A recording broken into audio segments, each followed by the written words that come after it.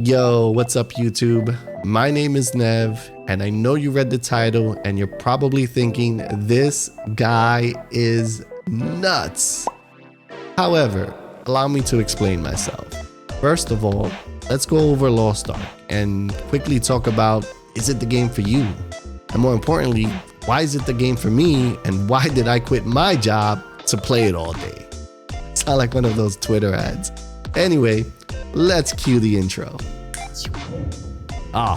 Wrong effect. Let's try that again.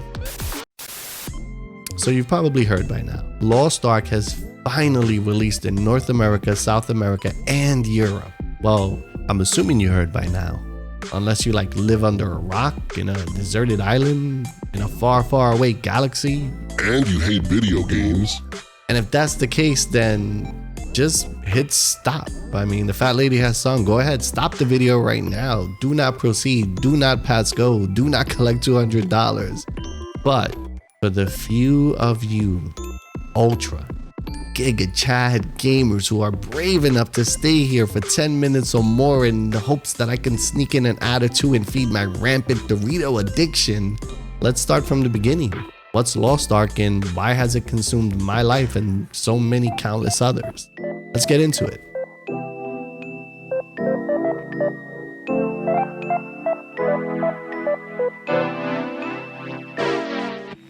Lost Ark is an isometric fantasy massively multiplayer online action roleplay. Oh god, jeez. Oh, that's a mouthful. Listen, it's an MMORPG. But unlike your traditional MMORPGs that are usually in third person, this one's isometric. But man, if it's an isometric, that's not a real MMO. Listen here, Junior. Shut the up. Shut the up! Sit down and hear me out. In an age where games are just cookie cutter blueprints perpetuated by these corporate conglomerates in the ever pursuit of profits, it's nice to have something new or something different.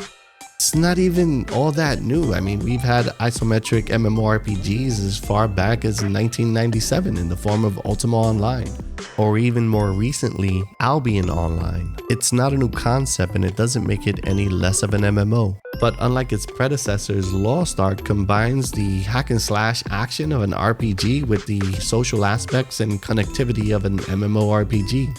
It's like a match made in heaven. It's like a peanut butter and jelly sandwich. And quite frankly, a concept I hope Blizzard would have perfected when they announced their own RPG back in the days called Diablo 3. You know, due to their extensive experience with massively multiplayer online games, World of Warcraft.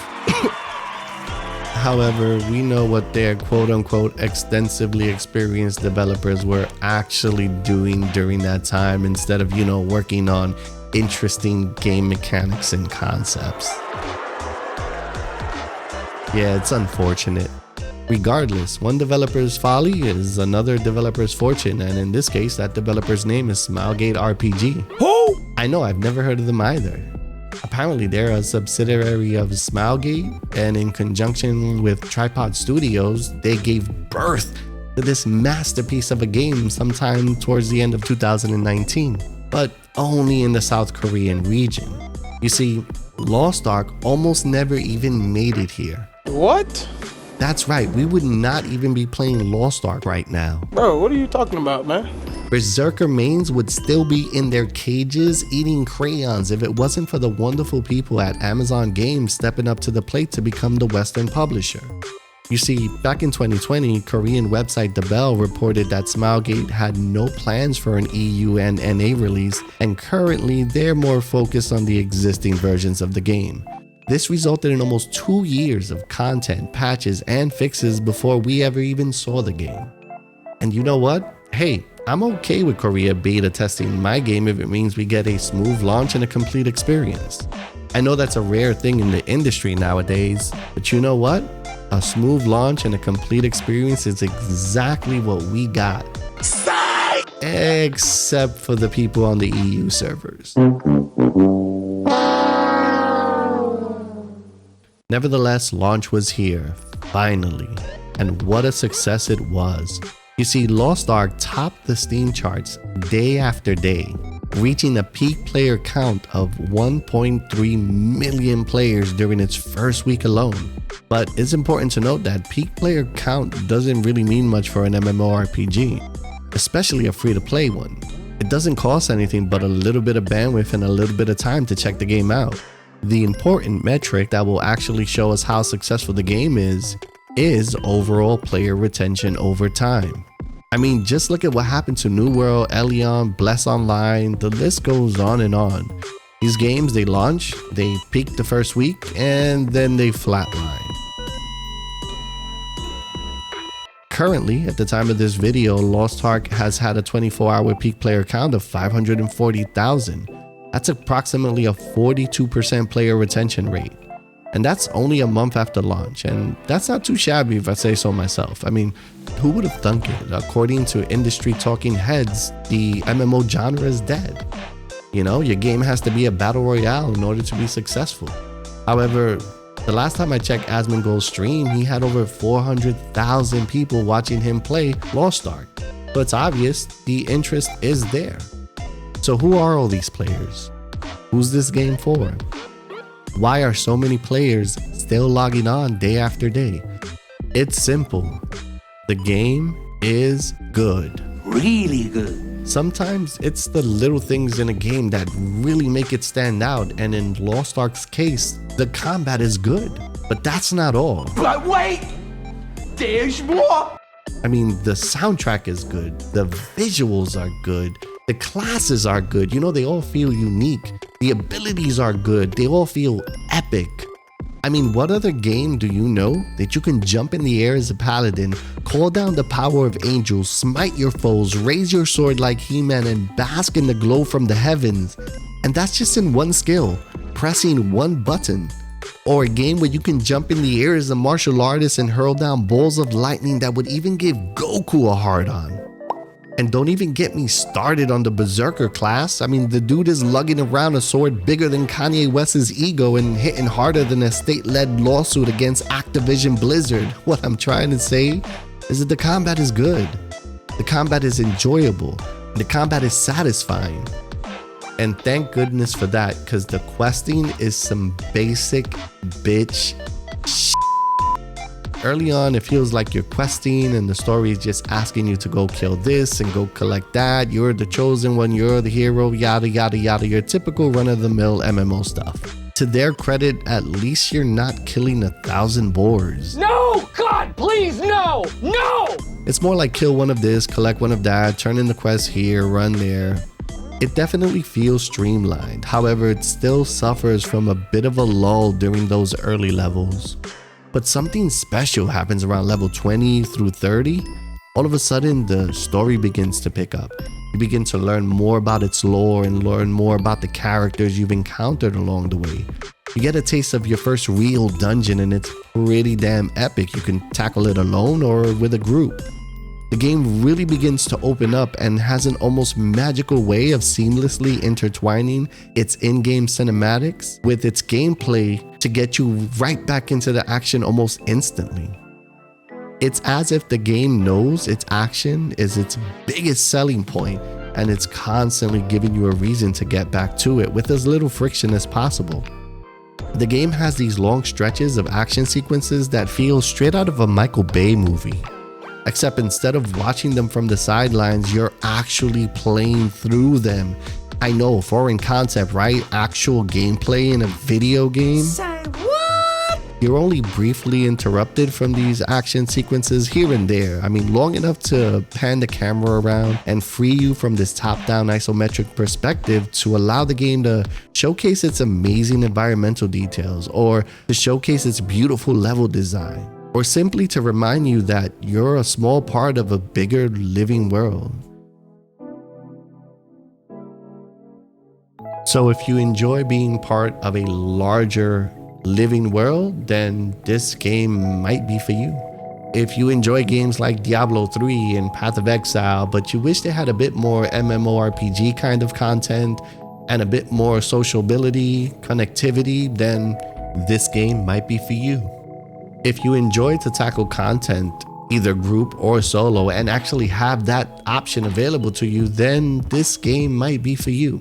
Now, if I ended the video right here, right now, the majority of gamers out there would be sharpening their pitchforks outside of my cardboard house. They would be salivating at the opportunity to label me, wait for it, Drum roll, please. a fanboy. And you know what? They might be right. However, I'm not gonna end the video here, and I ain't no fanboy. You see, you can't praise something without also highlighting its shortcomings. That's disingenuous. And that's my problem with a lot of content creators out there. And it's why I'm making this video right now. You can't bask in the rays of a rainbow without acknowledging it took a thunderstorm to get there. Or worse, pretend the thunderstorm never happened. And Lost Ark has had its fair share of thunderstorms, that's for sure. Let's start with the 1,000-pound gorilla in the room. I'm talking about the pay-to-win controversy. Well, is it even a pay-to-win controversy at this point? I mean, it's simple. The game, it's pay-to-win. And I like the game, and I'm telling you, it's pay to win. You can move the goalpost all you want. You can distort the meaning of the word all you want, but it doesn't change the fact that one person can spend real money to advance their character faster than another person can earn it in game. Pay to win, Junior. This is not exclusive to Lost Ark. I mean, World of Warcraft is pay to win at this point. Black Desert Online is an MMORPG, that's pay to win as well. I mean, many games are pay to win now, but just because other games are doing it doesn't make it right. And to make matters worse, Amazon and Smilegate recently released new Tier 3 raid content only a month after launch. And it's gated behind a higher gear score, which in turn means more players feel like they need to spend more money in order to experience more content first. If you ain't first, you're last. Keyword here is first, and I'll get back to that a little later. In my opinion, this new raid content was released too soon and on purpose, and that's my issue with the pay-to-win controversy. It's not the actual pay-to-win element. I mean, yeah, that's bad, but it's the way the companies behind this game are utilizing content to expedite player spending, which causes players to rush to a higher gear score to do this new content, which in turn only creates a divide between the haves and the have-nots that'll only increase in time if something is not done about it. And I don't trust them to do something about it. That's the problem. We have enough of that in real life. We shouldn't have to deal with it in our video games as well. It's a red flag. It's gonna lead to future concerns and future problems, and probably future videos by all the content creators. Oh, and the public response to the new raid content? Let's just say it hasn't been all parades and flowers. The masses haven't been cheering the new content on and praising the likes of Smilegate for giving us so much to do in game. Nah.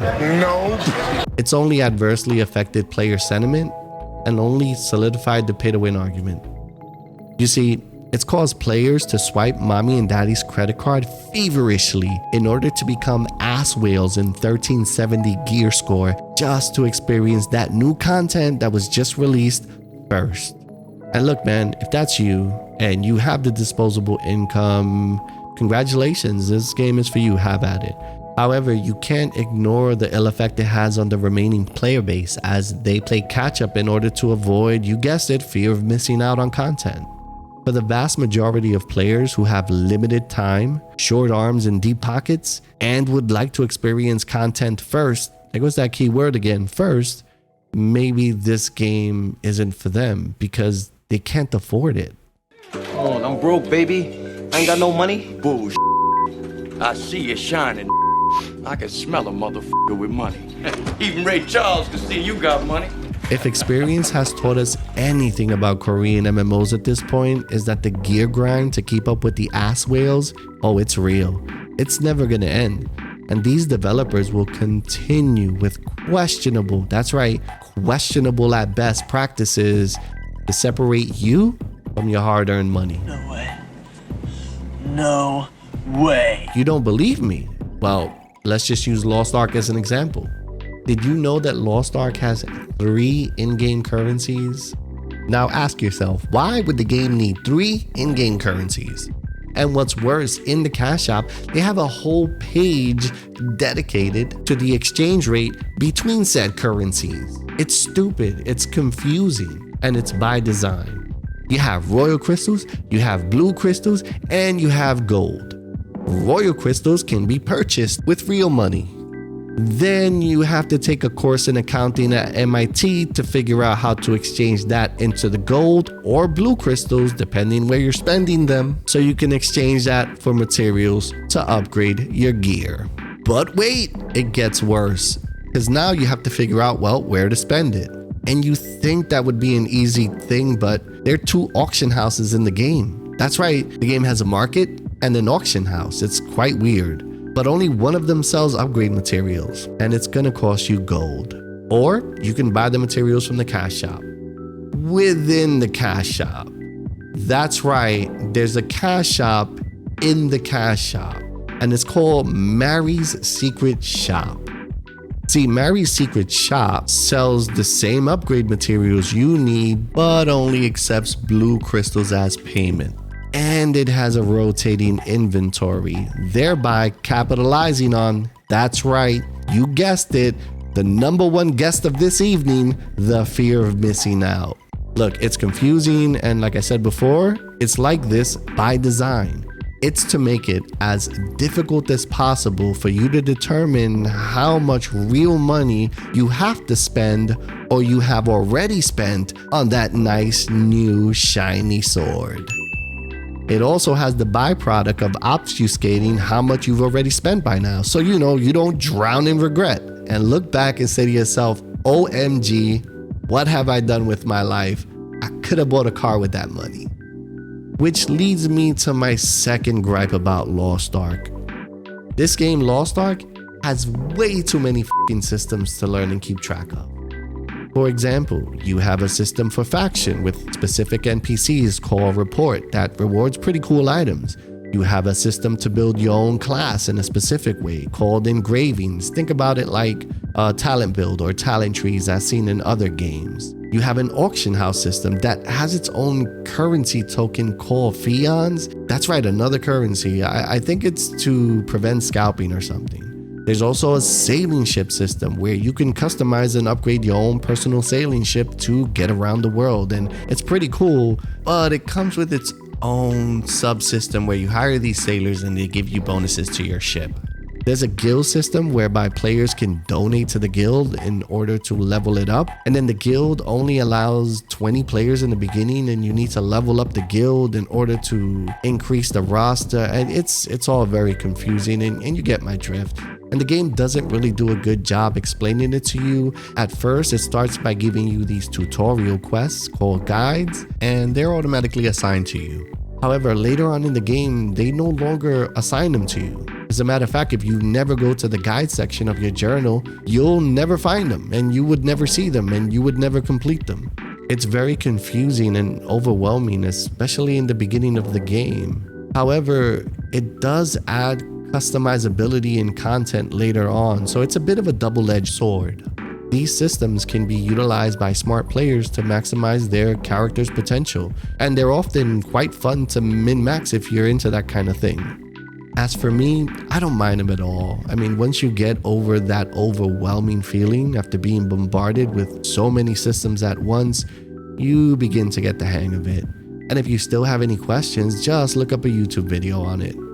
While I do believe a good game should properly show you how all its systems work, one of the great things about the game being out for so long in Korea and Russia is that I'm sure there's some RU vet out there that has put over 6,000 hours into the game, and they'll be glad to explain how engravings work in video format, slightly over 10 minutes long, most likely accompanied with a stupid thumbnail and one of those silly shock faces and a clickbait title.